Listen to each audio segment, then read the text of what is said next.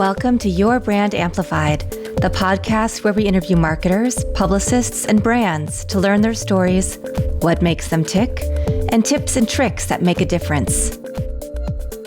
It's a great day for Kansas City. I am speaking to Ron Macklin today. I am also from Kansas, from Lawrence, Kansas, and lived in Kansas City. Ron, you run the Macklin Connection. Correct. And you have a book coming out. You have a lot of really cool things happening. So I'd love for you to start, first of all, in Wichita. Yeah, born and raised in Wichita. One of those few people who was born in an area and grew up all the way through high school, same high school, junior, all that same school. We're West Siders, right? So that means we're on the west side of Wichita. I went to Goddard High School. I grew up there, and I spent a lot of my time in the summers out at the farm. So my parents were both farmers. They grew up on the farm, and then they moved to Wichita. My dad was an engineer. My mother was a homemaker. Mm-hmm. And they moved to the west side of Wichita, and then we'd go out to the farm both to spend our summers and help with farming and all that. We didn't live back on the farm. We just spent time out there. Yeah. And then got involved in sports, met my soon-to-be bride, not soon, maybe long-to-be bride, when I was 15. Oh, my gosh. Amazing. Yeah, we actually lived a block away from each other. I love that. She was a year younger, so we didn't really meet. We knew each other existed, but we didn't meet as people really until we were 15. And still together. So she's out working right now, and I'm working, and we got 3 kids, and it's a great life. I guess my high school career was kind of more around sports. Mm-hmm. It paid for my education in college, so I played football. So I went to a junior college in El Dorado. I'll use those towns because you probably know them if you're from around here.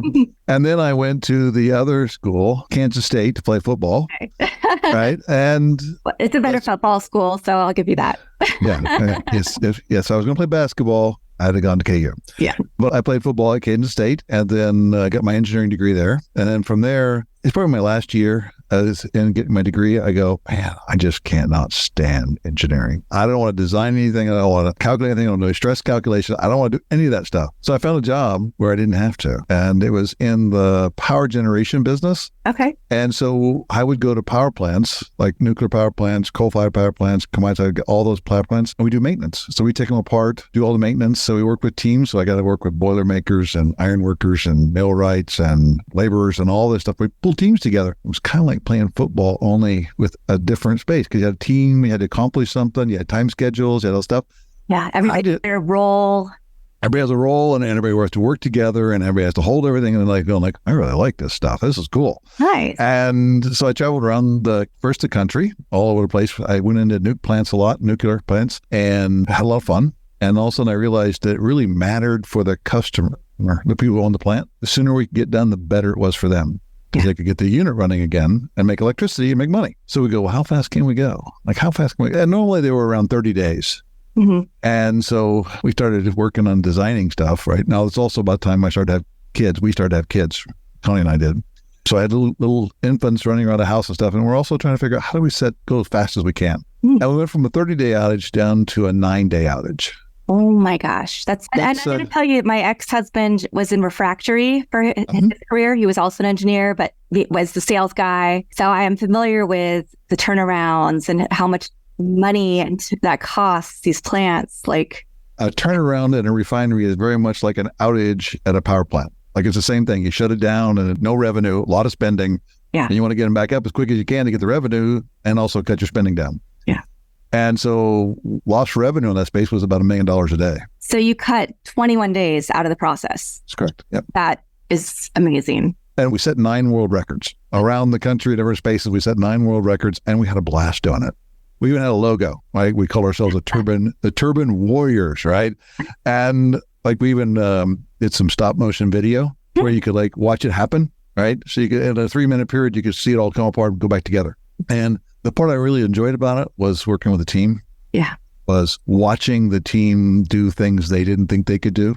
Mm-hmm. Right. And I found that was, to me, that was a good life. That really was a lot of fun. I learned a lot about how I like to lead and how I like to be with teams who are accomplishing something that's other people say just can't be done. Mm. And that was a lot of fun. Continued to grow my career. Got my master's here in Rockhurst University here in Kansas City. So I got an engineering degree from Kansas State, and I got a master's from Rockhurst University in business administration. I finished up when I was 31. Mm-hmm. And then from there, the company I worked for was Westinghouse, and they had just been purchased by Siemens. Okay. And so now I go, wait a minute, this Siemens, that's out of Germany, right? And I can remember as a little kid, like we were shortly after World War II, right? Germans were still the bad guys, right? And I'm going, well, they don't seem bad anymore. Let's go live over there. And so we moved. Oh my gosh. From Kansas City area to Germany. And we had a 5-year-old, 7-year-old, and 9-year-old. And we moved to Germany. I lived there for 3 years, and we had a blast. It was fun working with all the Germans and Poles and Austrians, because in the United States, like, the country's so big that we kind of all do business with ourselves, right?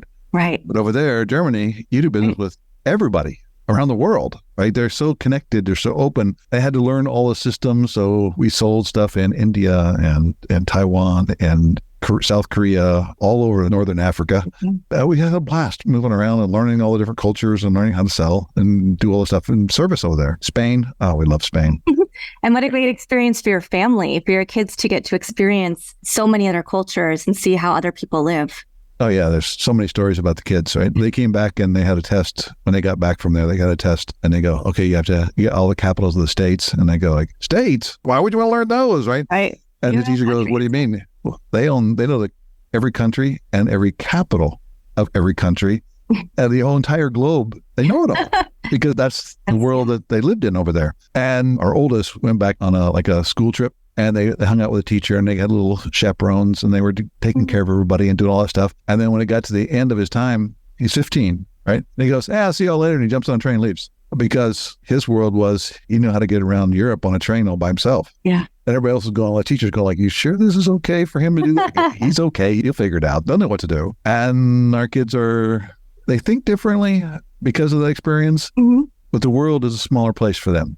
Yeah. And they have a difference, like they see things and notice things differently than even I do. Because being there when you're 5, 7, and 9 is a different space than being there when you're an adult. 30, 35, right? Yeah. So yeah, we had a lot of fun. I then moved back to Houston, Texas, and took on what was, most people declared, the worst run organization in North America for Siemens. 4.5 years later, we got nominated and won Best Place to Work in Houston, Texas. Congratulations. So thank you. We had a lot of fun doing it. Stayed there for about 7.5 years and then left Siemens, went to work for Calpine, which is a generator. So they own the generating assets, managed all of their fleet of 250 some turbines, and did that for a while. Headed back to Kansas City. We'd been in Texas for 10 years, somewhere in 10 years. Mm-hmm. Just had a friend, colleague friend, that wanted some help on something. So we came back and helped him set up his medical device or grow it to a place where it could become what he wanted. Mm-hmm. And then all that time I was going, like, I think I want to go do my own thing. Like, I want to take my own stuff. And they were like, what is that? And that's when we created Macklin Connection. Yeah. So let's talk about that. What is Macklin Connection? So way back in turn of the millennium, right, when we went to 2000, it seems like a long time ago now, it was becoming real clear to me that even though I was successful, like world records and done stuff like that, I didn't really know how to build connections with other people. Like, I could do it if we hung out together. Like, if somebody provided the connection, I was pretty good at that. But like, how do you go say, I want to meet that person over there and I want to have a relationship with them? I didn't know how to do that. And I didn't know how to meet accounting people and finance people and marketing people. And how do I build all the network of people? Because I needed that network. And I started to figure out how to do that. And I asked people and they would tell me what they did, and it never worked for me. And most people would say, well, what I do is it kind of comes with a job, right? Like, I get this job and there's all these people around me, and there it is. I go, yes, that's not building a network. That's just getting a network. Exactly. And how do I do that? So I started to figure it out, and a lot of trial and error. And pretty soon somebody asked me, would you present at a conference on how do you build a network? I went, why? And they go, because you're really good at it. And I go, no, I'm not. There's people in this room that love more people around them and all that space. And they go, no, you got the best network of anybody we know. And I go, I don't know that that's true. And so I spoke at a conference, and next thing I knew, I was going, like, people were asking me, and how do you do this? Where do you go? And it's just simple 7 steps. And as a process, it's a way of being. It's how to think about other people and yourself and be in that space. And what I noticed was whenever I told somebody how to do it, they could never do it. Really? Yeah. Why do you think that is? Because we don't like to be told what to do. We like to discover what to do. Okay. And when if I tell you something, you're going to go into your own brain and look around in there and go, oh, there's that thing. And then you didn't really listen to me. You listened to your self-talk right upstairs of everything you've already known before. And it wasn't working. And when I sat down and created a new way to present it, we don't tell anybody anything, but we give space for them to discover it. Yeah. All of a sudden, lights were going on. Like you just see people go like, oh, God, this is about me. There's a lot of stories in my head that I have that keep me from talking to other people. Yep. Right. And then they have the same thing over there. And I go, yep, there you go. You're figuring it out. Right. And we started to grow the business and help people make those connections. And we find a lot of success working with a business, like a group of people, like in a way, they don't talk about what's going on in their head, right? They deal with the stuff that are on the surface out there, right? Yeah. They don't ever share their own story. So you're not really getting the entire employee or the entire leader. You're getting only the part they feel safe about talking about. Wow. So we work with them. We have a course that lasts 18 weeks. And there's another course that follows on behind that lasts another 18 weeks. And in that course process, what we notice is people begin to open up. Like the common line is somebody goes, oh my God, this is about me. This is about my story. And I can't connect to people because I've got stories in my head to keep me from doing it. That's step one. And then you don't have the space to understand what other people's stories that they're having in their head. Right. So what we notice when we work with a business is all of a sudden they can talk about anything and they can talk about everything. And if you want to run a business and you want to create something, you have to get the real stories out. Otherwise, you're never going to know how to work with things because you only get partial story, right? Let's just say we get 50% of the story, right? And we're going to design everything on this 50% of the story. Is it going to work? Maybe. You might get lucky, but when you have 100% of the story out and you can talk to people about everything, and then when somebody says something to you, you don't make up that they're trying to demean you or dignify you or be mean to you or argue with you. You just go like, did you mean to say it this way? And they go, no, I didn't. Okay. Cool. Now, all of a sudden, you can continue that openness in that space. So now you got people talking and openness. And we've had businesses that have implemented this, like they lost the lease on their building and they had to move immediately, right? And they've said, without your stuff, we wouldn't have survived. Well, it's emotional intelligence, safe conversation. It's creating a safe space for people to share themselves authentically. And I tend to be a sharer, probably overly, some people might say, but I think what you're saying in communication is so important because when people feel seen and heard as full beings, they're more committed to the work. Yes. So it's creating this better engagement. And I imagine this increases productivity and it creates a space where people can feel free to share new ideas or practices, things that will help make the company expand. One of the things people discover is they never know where the next big idea is going to come from, which means everybody's got to be able to speak so that you can get the next big idea. And everybody's got to be able to listen to where the new big idea is coming from. And that is a space where you get creativity just off the charts. Amazing. And I don't remember what number 4 is, but number 5 is pay, right? Mm-hmm. But number 1 is, can I contribute? Mm-hmm. Number 2, do they respect me? Do I respect the boss, right? Those are number 3. And then number 5 is pay. And number 4, I can never remember what number 4 is. Right? Doesn't matter because the first 3 are the ones that are important. And that enables everybody to feel the respect of their manager because the manager is being authentic. And when he makes mistakes, they go, yes. Or she makes mistakes, he go, yes, I got it. I make mistakes too, right? And then they listen to each other. They open their space. All of a sudden, they can just move at such a faster pace. And the creativity goes off the chart. So that's how the business works. Wow. We do coaching, we do courses, and we also teach people how to coach. Like there's a way to be a nothing and be in a space where you can actually listen to somebody else and help them on their hero's journey and what they're doing. Nice. And that's how the business kind of works. We're helping. And the fun part is the only requirement is that the business has humans in it.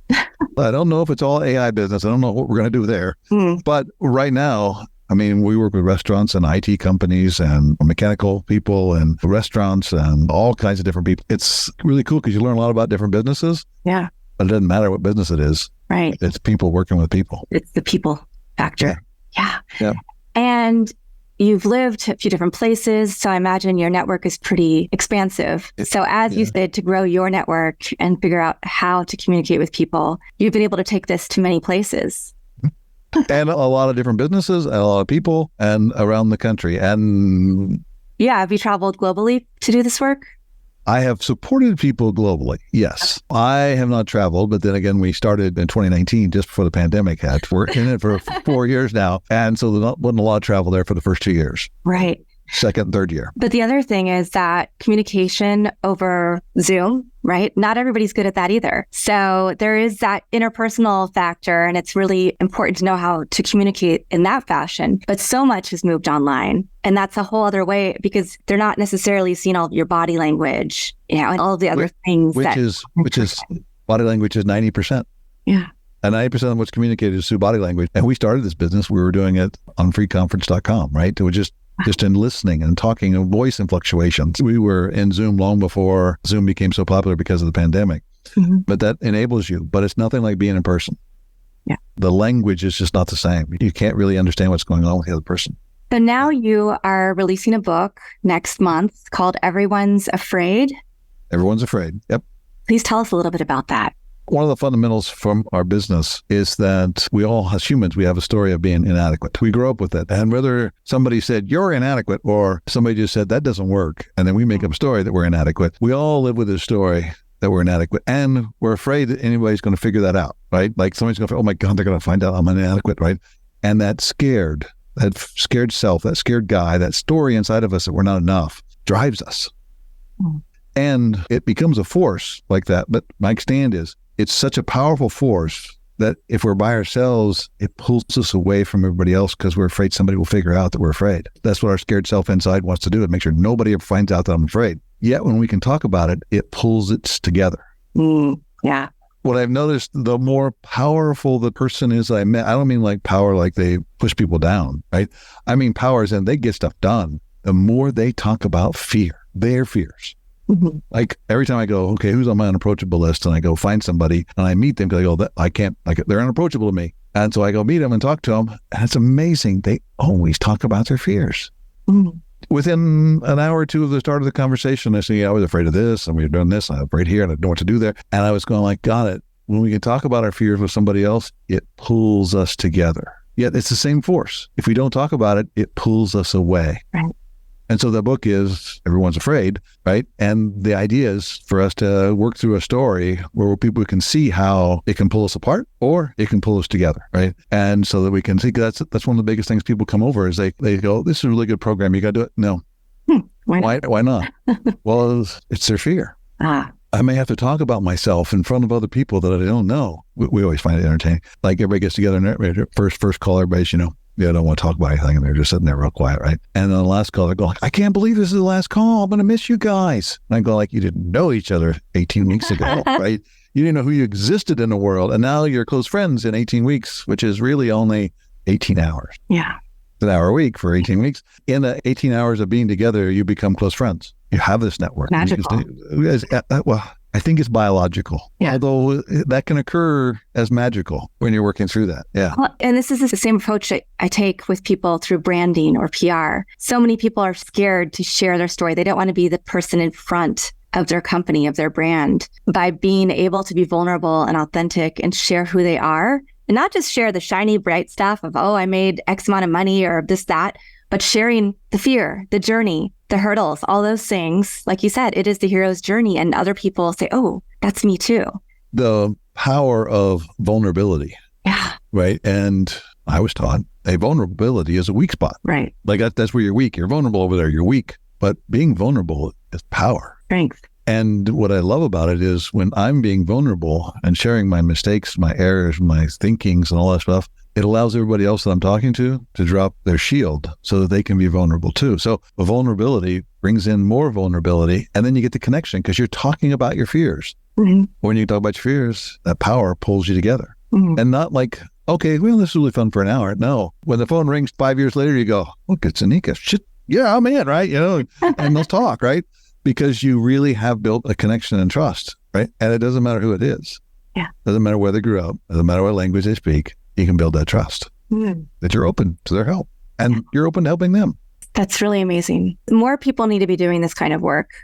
It's our stand, and we're noticing more people are trying to do that, but we think it's essential for the future of humans, especially with AI and all this other stuff coming in. The connection between humans is going to be the most powerful thing in the world. It really is. It really is. Changes everything. It does change everything. Yeah. Can you share a case study of, you don't have to name the company necessarily, or you can if you're willing to, but a company that you really saw, I mean, you talked a little bit about the one that you were working with and then they lost their lease. Is there another story of a company that you saw just go through a major transformation and what happened on the other side? I could share that one. I don't know if I have permission to share some of the others, but I do have permission for that one. And they're a well-known company. It's San Pedro Fish Market, which you can look them up. They have a reality TV show called Kings of Fish. Oh, okay. I think it's going to be on Prime this fall, about September, by the time the book's coming out.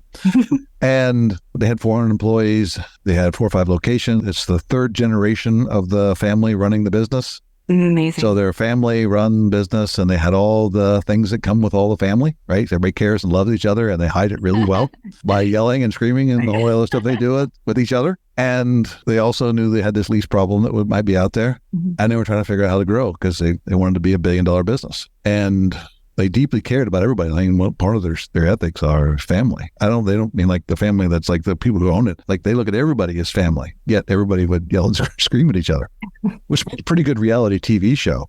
Definitely. But it's not the space that they were looking for. Mm-hmm. And as the group started to go through, this is not like an executive program. Like it's not saying, okay, we're going to have the executives go through and then it'll trickle on down. To have a culture tip, and that's what we're looking to do, is help them create what they wanted and then tip it and make it where it can't come back, right?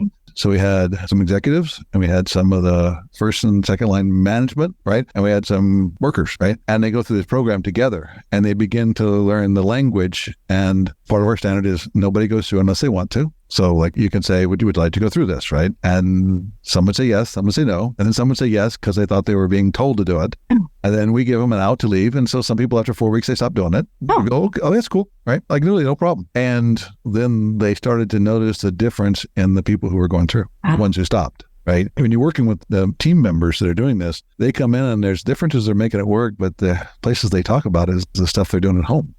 How they're having a relationship with their kids and then their spouse and their sisters and siblings and all that stuff. They're really opening up new relationships and new spaces because they can hear the other person differently instead of like, oh, I get it. You don't like me. They're like, oh, I get it. You got some fears too. Right. And now we got this conversation going on inside the business. Now, we didn't really anticipate that they would start to use the Macklin as a verb. Like, oh, are you Macklin to me? Right. Is that what you're doing over there?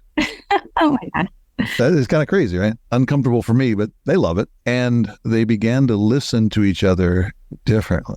And there were actually some people who had left the company and came back and said, this is a different place. Wow. And the people who opted out, were they able to opt back in or had... Yeah.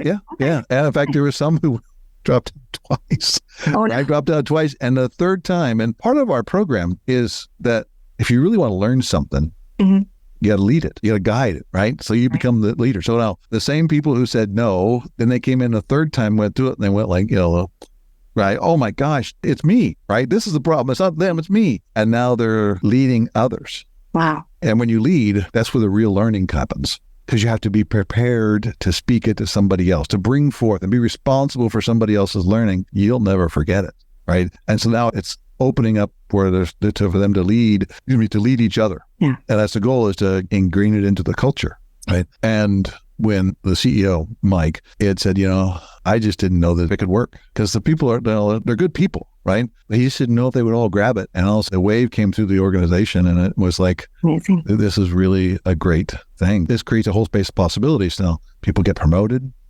People take on different jobs. People hire new people that they would never hire outside the family. There's all these things that are happening in there that really creates a space that it's safe, it's fun, and it's exciting because now they're going to grow and they're getting ready to grow a lot faster. And if you watch the Kings of Fish episode that's coming out in September, we're in it. There's a group where they're going through our program with them.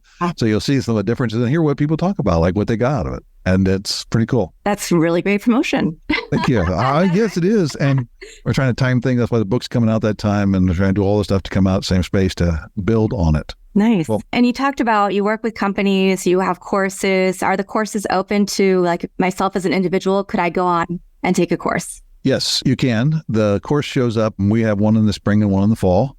That's open. It's wide open. You can sign up and get into the course and do that. If you have a group, like not a business, right, but just a group of people who want to go through, because we have occasionally we'll gather some people up and they go, we want to go through that course. But we have an open enrollment twice a year, which will be September is coming up. And it's already out there and you can sign up for it. It's a space to be, yeah. Fantastic. And for your book, is it available for pre-order right now? Not yet. We're still going through book cover design, but it'll be coming out soon. But Everyone's Afraid is the name of the book, and we should have it out shortly. Okay. We have to get the cover done. Yeah, I understand that. We can check back on your website, Amazon, I'm sure, everywhere. Books. Yeah, by the time this episode comes out, maybe we could record a little something and fill it in. Perfect. Yeah, cool. Fantastic. Yeah, and we'll also, of course, link your website in the show notes. Okay, It's very easy for people. Is there anything you want to share about communication that we haven't covered when you were talking about how you start making those connections with people? Because we've covered a lot. I want to leave a little mystery for people to read your book and go to your website and check out more. But is there any other little tidbit that you'd like to share? One small thing. Yeah. When you're you're after it in life, right? And you want to make something happen, right? That's the one thing that doesn't work, right? Pushing somebody. And I use the metaphor, the watermelon seed. Right? Take a watermelon seed and put it between your fingers. You push it a little bit too hard and it's going to shoot out and be gone. Right? And that helps me. So when you're in the dance of trying to build a connection with somebody, patience, calmness, laughing, right? And when they're ready, they'll come to you. And we have a saying called the horse sets the pace, which really means that the other person is the one who is going to be thinking about what you've said. And when they want to know more and they come to you, that's the moment. Nice. Right? You keep chasing them around, they'll keep running away. But if you're going to be patient, right? The longest so far for me is 9 years. Like I was working with somebody over a 9-year period, and there was a moment when they came back and I was going 9 years. That's the longest, right? There's some of them longer, but they haven't come back yet. But some of them are like 15 minutes. Boom, done, right? They really connect. And it's up to them when they come in. And so be your stand, like what you will do, won't do, might do, just be your stand. And when they run away, just let them run. And when they come back, there'll be a connection for life. Amazing. That is probably easier advice to hear than to practice, but I think it's really good and important advice. It applies to so much, right? It applies to people and communication, but it also applies to anything that we're going after in life. There's creating who we are and being patient as the world moves to accept who we are and move into that space. Yes, but it's not easy. Yeah. It can drive us nuts. Waiting for somebody to see what we see is so obvious. Yeah. For them, they're just working through it. They have to discover it. If they don't discover it, don't worry about it. But when they do, you got a network. Yeah. Ron, do you have a favorite quote, mantra, verse, words of wisdom that you live by? Family motto? There's a quote that a lot of people know, but there's more to it. So I'll share this one, right? And it's from the Star Wars, right? And it's Yoda and Luke, right? Yoda says, there is no try. Do or do not. There is no try. You have to watch the rest of the show, the clip, right? Because after that moment, Yoda lifts the X-Wing out of the swamp, sets it on the ground. And Luke says, I can't believe it. I just can't believe you did that. And Yoda says, that is why you fail. It's about believing. It's about believing in others, believing in yourself. And that orientation is so powerful. And that's why I love that quote. It's about believing. I can't think of a better way to wrap up this episode. Ron Macklin, thank you so much for being here today. Macklin Connection. We'll make sure to have all your stuff, as I said, in the show notes for everybody to learn more about communication. I'm actually going to share this episode. I might even share it before it comes out officially with my students at USC for my branding and public relations class, because the first part of the class works through their personal brand and they need to hear everything that you're saying as they're developing that. So, well, thank you. Yeah. Thank you very much. I think it's been a pleasure today. Thank you for all you're doing for the world and for all your students and this podcast. Thank you. And to the listeners, thank you for listening to another amazing expert give his advice. I'll be back again in a few days with another great episode of Your Brand Amplified. Until then, have a great day. Want more? Check out amplifywithannika.com or follow me on socials at amplifywithannika.